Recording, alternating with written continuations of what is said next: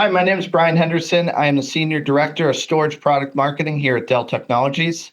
Today, I'm very lucky to be joined by two experts in the storage field to talk about our favorite topic. Key discussion that we're going to be talking about today is some of the recent recognition we've received as a leader in the GigaOm Radar for primary storage. And this is just great validation of our customer-focused approach here at Dell. First, I'd like to welcome Whit Walters, who is the field CTO and author of the report on primary storage, the Radar. And he's going to talk about how GigaOm evaluates the market and why Dell performance stood out in such a crowded field. Whit, it is great to have you here. Thank you. Hey, Brian, thanks for having me. I'm glad to be here today. And joining us from the Dell side is Scott Delandy, who is one of our engineering technologists. If you spent any time in our executive briefing centers or at our major events, you might already know Scott. He spends a lot of time speaking with our engineering teams and our largest customers, and he's going to help us learn that kind of voice from the field. So, Scott, thanks for being here. Great. Thanks for having me. We've got a lot of really cool stuff to talk about today. So very excited for this discussion. Excellent. So, hey, let's jump right in. Whit, when people see a radar report, there's a lot of dots and circles, but I know there's a lot of data and philosophy that goes behind that. Can you take us on a little bit of a look on what we're doing with the primary storage radar? Sure. So here at GigaOm, we do things just a little bit differently than the other analyst firms. We don't normally take a look at a kind of a leader-follower model. What we do is we evaluate a lens for the particular area that we're going to be evaluating, in this case, primary storage. Then we map it onto the GigaOm radar. And that radar image looks just like a 1950s war movie where you're looking at the radar screen. But when you look at it, there are two axes that we really look at. The vertical axis is maturity versus innovation. And when we talk about maturity, we don't mean time in market. We think about the stability of the interface, the stability of the workflows. Is this something that you can use year over year and your CIO isn't going, oh my gosh, we've got to retrain the team every couple of months because they've redone the interface. But it also doesn't mean that they're not innovating. When we look at the innovation side, we mean, hey, things are rapidly progressing. They're adding new features. They're really kind of pushing the envelope in terms of that. So that's where we put them on that axis. When we look at the horizontal axis, this is feature versus platform play. When we talk about a feature, it's usually kind of best in breed. If you think about having a knife block, it's something that's like, I'm going to bring out the paring knife. I'm going to bring out a big meat cleaver. I'm going to do kind of that best in breed thing. When we look at a platform, it's usually kind of then the best set of enterprise grade features that have a broader appeal. So as we look at this radar, much more of the field is all matriculated over to the platform side, which really shows kind of where enterprises are looking. They're looking at not just stacking technologies next to each other and hoping for a plug and play kind of environments. They're really thinking about, I'm really looking at the enterprise as itself, and I want to come out with a platform that I can run all parts of my businesses on. Then when we look at the different circles, the outside layer is entrant. That doesn't mean necessarily new players, but what we think about in terms of from the center. So when we take a look at all of the table stakes and key features and emerging features and business criteria that we evaluate primary storage on, the ones closest to the center are the ones that we have kind of rated the best. And that's really where Dell fits in this year. Crud. I wanted to take a step back and just have you define some of the categories that you cover here. So I think when people think primary storage, you're talking about a little block, a little file, a little object. Like, what are you including in that category? Right. We're really thinking about, when we talk about primary storage, we're talking about block, file, and object storage. Because what we're looking at is, what does an enterprise need to be able to use to define their entire things? Years ago, it used to just be block, and then it was file, and then it became an object. Once we started moving more towards the cloud, where do I put all of that data? So when we think about primary storage, it's I've got to be able to put things that I can run my business on. Where can I put it and start doing things with it immediately? But not only that, it used to be just where we stuck files or stuck things. Now it's really, I'm running my business, I'm running my databases, I'm running my applications. And now in the last couple of years, it's where am I doing inference for all of my AI models, which is now kind of one of the key criteria that we're adding in. Can you start feeding these very, very hungry models and having them perform at speed? Yep, that's a fantastic background. We appreciate that. I wanted to turn over to Scott for a sec and talk about what we're hearing here and then kind of translate that to what you're seeing out in the field as far as customer challenges. Yeah, there's never there seems to be never a shortage of challenges out there, right? So there's obviously a lot going on in this space, and information and just what people are doing inside their data centers around supporting their traditional applications and building out these new workloads. There's just a tremendous amount of activity, and I've been doing this for a long time. So I started, believe it or not, many years ago. So I'm almost 40 years now in the industry, and I can tell you over the last 3 or 4 years, the rapid change and evolution of the technology landscape is something that I've never seen, and I've seen many of these transitions over years. I think, in terms of the common themes that I see happening with many of our clients today, one of the big ones is this shift to disaggregated infrastructure. And what I mean by that is for many years, right, decades, users have embraced sort of this hyper-converged deployment model for good reasons, right? It was a very standardized way of deploying technology. It had some big advantages in terms of automation and simplification of the environment. And for many workloads, it made a lot of sense. Recently, there's been some changes within that space, and things that are impacting clients today include changes in terms of how licensing is being done. Users looking at what are their utilization rates across that infrastructure, and what they're finding is some of that is really low, like under 30%. And then just some of this sort of lock into a particular vendor or a particular management and orchestration stack. So clients are looking at maybe not ripping and replacing everything today, but they're certainly looking at what are some of the alternatives that are available to them going forward. And within the Dell portfolio, we embrace that openness. We work with all the key providers out there, whether it's VMware, Nutanix, OpenShift, Microsoft, Azure Local, right? These are very much things that Dell has supported, and we've got deep ecosystem integration available with that. So that's trend number one. People start sort of moving around and looking at different alternatives to what they have today in their current hypervisor space. The second trend is, and Wick sort of talked to it, is block file object, where even file and then certainly object was considered sort of this cheap and deep storage capability, right? It was for data that wasn't active. It wasn't part of a database. So there weren't really big performance needs around that. They weren't very latency sensitive. There wasn't really this need for active access. And that's completely changed as people have shifted and really embraced building out their AI initiatives, where they have these high performance models, and they're looking at doing really cool things around retrieval augmentation and inferencing and building these vector databases and all this cool stuff. So the shift that I've seen is that performance is very much becoming a core requirement for unstructured data, whether that be file systems or even object.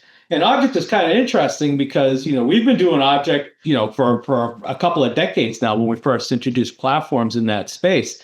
And it was mainly treated as kind of this backup target. It was for archive data. It was for things that just weren't things that were supporting critical applications. And that's very much changed. And if you look at what we're doing in that space, especially with some of our object platforms, high performance flash systems running on the fastest server platforms that are available on the planet today, running high-speed networking over RDMA. I mean, these are things that years ago, and not that long ago, if you were to say, hey, I've got an object platform and I'm going to lash it up to an RDMA network and I'm going to run all flash capacity, and they would have said you're crazy, right? I don't have a need or a workload that can take advantage of that type of performance. That's absolutely flipped. So that's the second trend. The third trend is around security, right? Security, always kind of a key top of mind mission issue for all of our users and organizations that we work with today.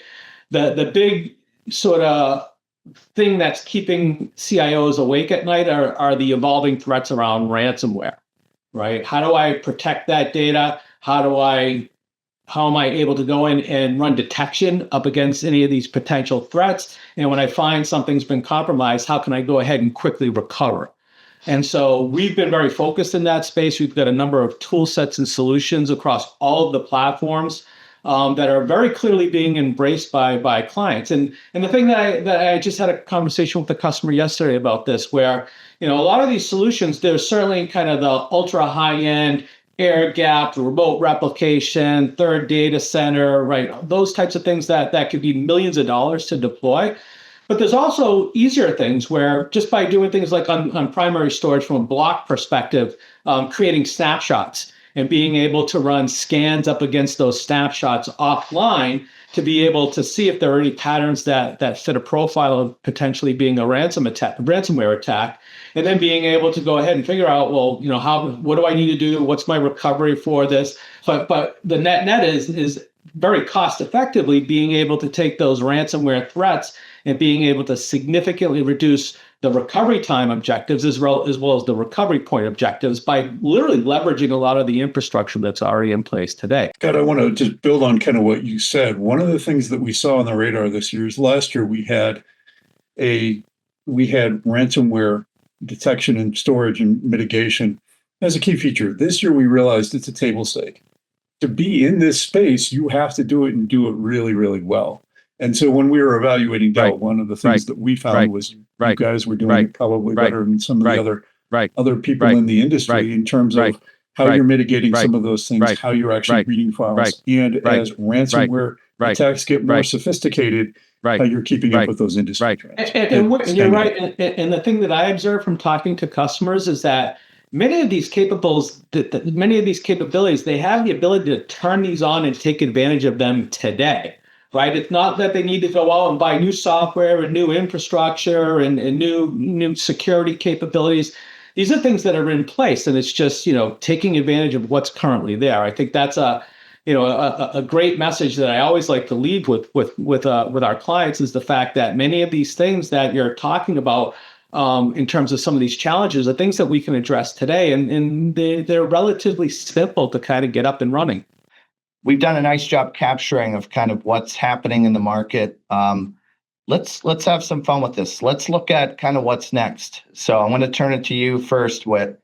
What do you think next year's radar looks like? What do you think the year after that? Like, what are some of the trends you're seeing? Where do you think it's going? So the biggest thing that we're seeing in the industry is everything AI. Like literally everything AI, because a few years ago, we were writing TensorFlow and PyTorch and Seaboard, and we were just building models that did recommender engines, and we were doing other things. Now we're using AI for everything. So, but when I say AI for everything, we're talking about AI ops. Can you use AI to help you manage your data, help you automate your team, do things better, faster, stronger? And then we're also seeing there are very few companies that are really training large models and the foundational models, and those kind of have their own use cases. But everybody is now feeding their own LLM or their custom models. And to do that, that requires a certain set of features.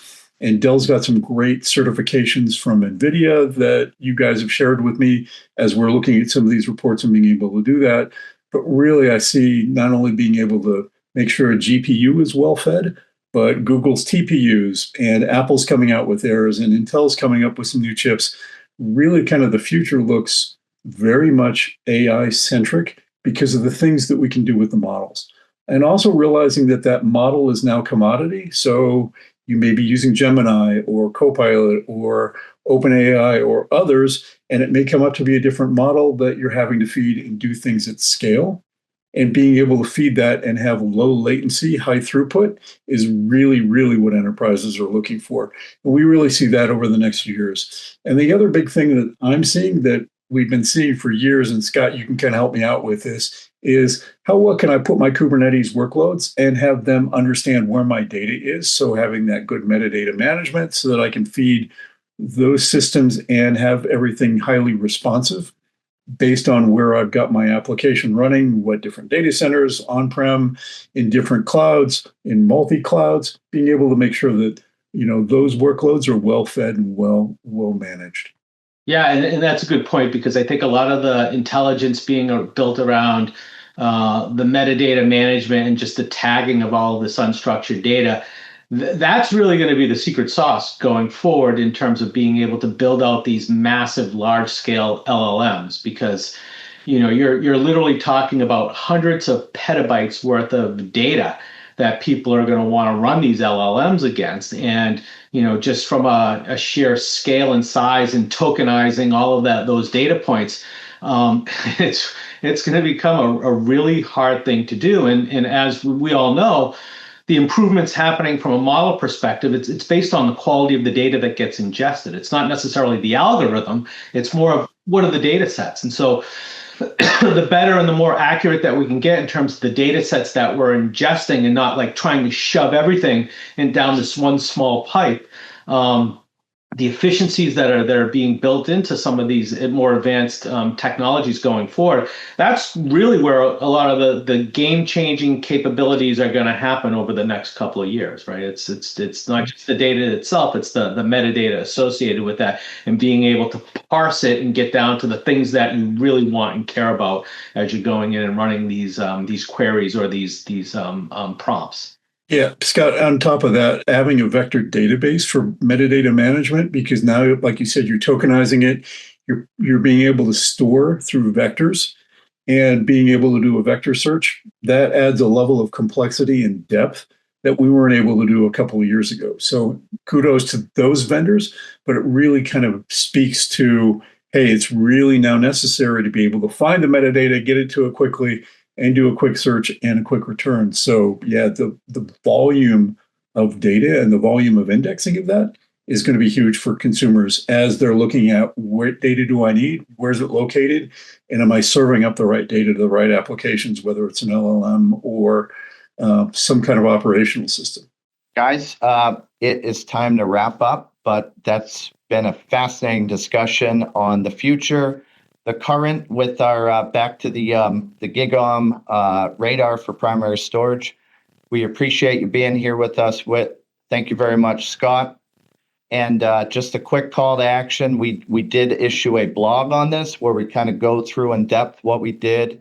We're very proud to put that out there. And please download the GigaOm Radar report to learn more about how we did in primary storage and how Whit and team kind of thought through that. So we appreciate that thought.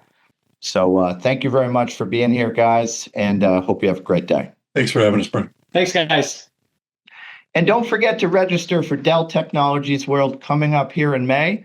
You're going to see people like myself, Scott Delandy. We'd love you to stop by and say hi. Guys, have a great day, and thank you very much for being here.